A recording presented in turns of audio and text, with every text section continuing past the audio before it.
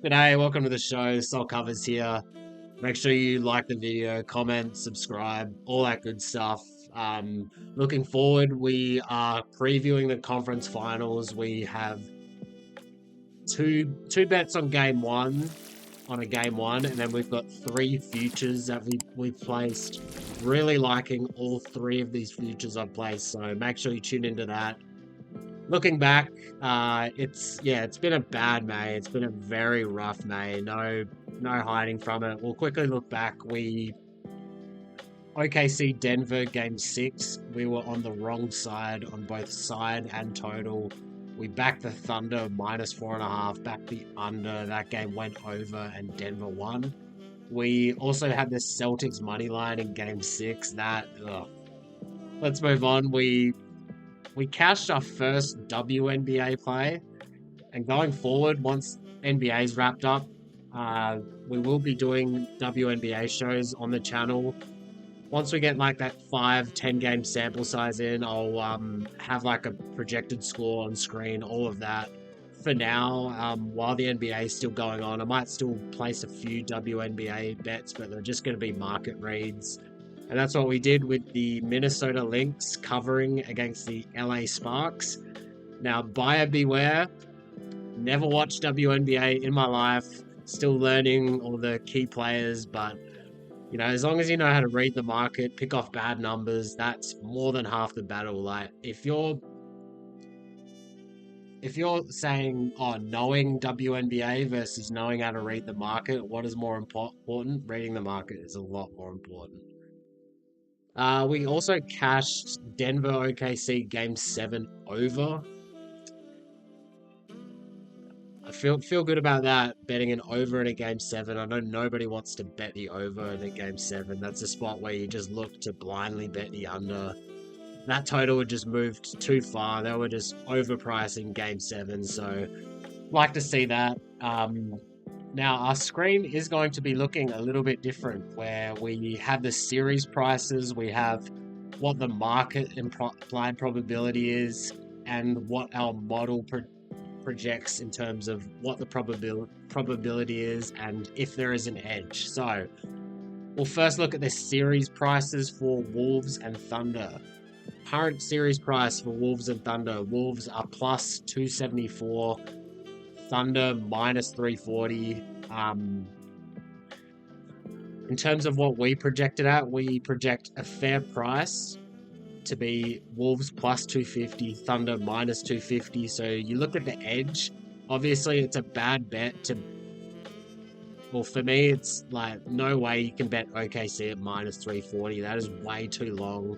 That really shows that the sports books have a lot of liability on the Thunder. They have to give them a long price when the Wolves are a lot more live than what their price suggests. So in terms of edges, we see the Wolves, there is a slight edge on the series price for the Wolves, but am I taking the Wolves to win this series? No, I'm not. It's going to be OKC. It's going to be OKC probably in 6 or 7 games. So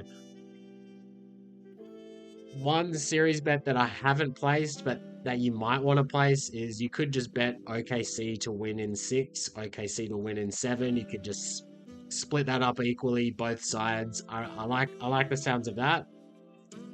In terms of what I have done for a future, I've placed one future on this series, and that is for the Wolves to win game 1, Thunder to win the series. Most of the market is at the plus 500 range, maybe plus 450, plus 500, but if you have access to Fanatics, they are currently at plus 700, which is just way off the market. Market consensus is around plus 500, so getting a plus 700, sign me up. So we've placed one unit down on plus 700. Looking at the spot for game 1, we have OKC coming off of game 7, 1 day's rest, back into the conference finals. Historically, not a good spot. We did try to attack this spot last round with the fading the Warriors, who were off of game 7. That didn't work out. Fading the Nuggets off of game 7. That didn't work out. But you're not going to let a fluky 2-game sample distract you from the trend. In this spot, home favorites coming off a game 7, playing game 1. Home favorites, yeah. Home favorites coming off a game 7, playing a game 1. Spread is more than 3. They are 5 and 13 against the spread, and they are 9 and 10 straight up. Now, so that's why I like Wolves to win game 1, Thunder to win this series. That is just a very nice price. Plus 700, where the rest of the market is at plus 500. Looking at game 1 in this series, I've got this projected at OKC minus 9.5. We see it open at around 7. It is now at 7.5 consensus, maybe a bit of juice towards the Timberwolves. I haven't got a bet on the side of this game. I feel like the books have they've well and truly priced in the game, the rest advantage for the Wolves. We'll see how this opens up at game 2, but I like at 7.5. I've leaned the Wolves, but I do not have a bet on this side. Maybe I will jump in on the Wolves plus 7.5 if I start to see clear market movement that way. Right now, it's been a pretty flat market. We did see some 7s appear. We did see some 8s appear. Now it's 7.5 across the board. Looking at the total, we saw it open at around 213.5. It is now at 216.5. So some clear overaction entering the market. My numbers, I got this at 214.5. So I can't quite get there on the over. If you're holding an over 213.5, good on you. I'm not. So let's move on to a series that we are attacking from multiple angles. That is the Pacers and the Knicks. So we'll talk this series. I have the Pacers winning this series 55% of the time. The series price at the moment is plus 135 on the Pacers. That implies that the market thinks that they're going to win the series 42.5% of the time. So as you see on the screen, 12.5% edge to the Pacers. So I've got 3 units down on Pacers to win the series, plus 135. If you want to get even longer odds, you could just place. You could just go Pacers and 5, Pacers and 6, Pacers and 7. You could split a unit on each of those. I'm not opposed to that as well. I give the Knicks enough respect to win a game, but I just think the market is flat out wrong about these teams. I have no idea why the Knicks are favored in this series. The Pacers are the better team. And you see, the Pacers, they got the coaching advantage as well. Who do you trust? Do you trust Tom Thibodeau or do you trust Rick Carlisle? I trust championship coach Rick Carlisle. I mean, Thibodeau did do some good things against the Celtics. You saw them doing a lot more switching than what they normally would. But, the Pacers, since 2025, they've been a top 5 team in the league. They've scored some good wins against good teams. Now, the Knicks have done that in these playoffs, but I just think their time is over. We like the Pacers here in this series, so go grab that plus 135, and if you want even better odds, just place a unit on Pacers and 5, place a unit on Pacers and 6, place a unit on Pacers and 7. Looking towards game 1, where Pacers opened at around 4.5 point underdogs. I got this game projected at Knicks -1, so I'm on the Pacers in game 1 as well. I've got 2 units on Pacers money line at plus 159. I've got 1 unit on Pacers plus 4.5. Both of those numbers are still available, and in fact, you can get better odds than what I did. So all 3 of these bets that I've placed on this game, I would go grab. I think the Pacers are the better team. In 2025, and we'll go have a quick look at this right now.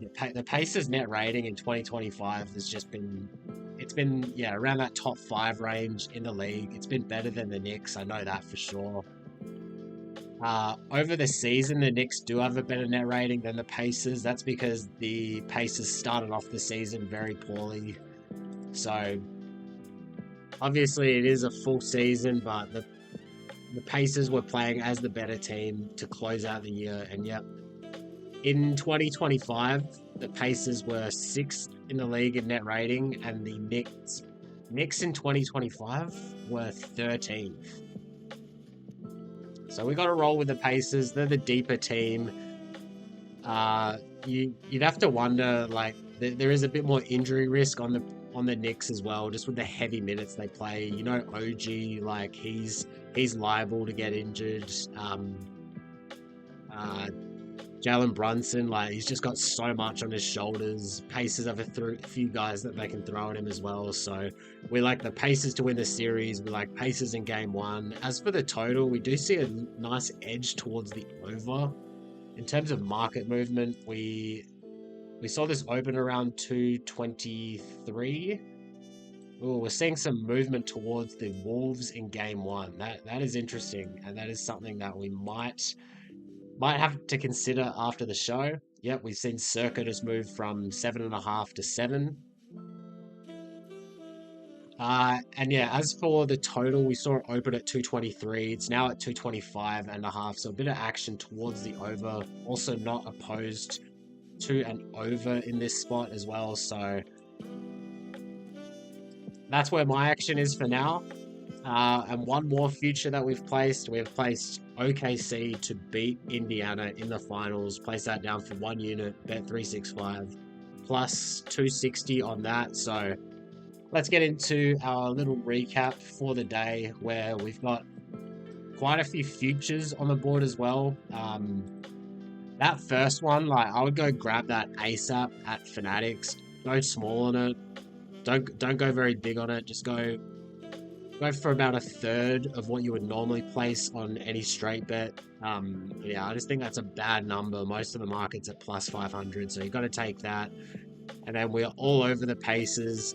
Got them a few different angles here. Main reason being is that I just think the market is mispricing them. They're the better team than the Knicks. This series should be a coin flip, and this series is not priced as a coin flip. Make sure you go follow me on Twitter at SoulCovers. Support the channel, all that good stuff. Until next time, let's get them books salty.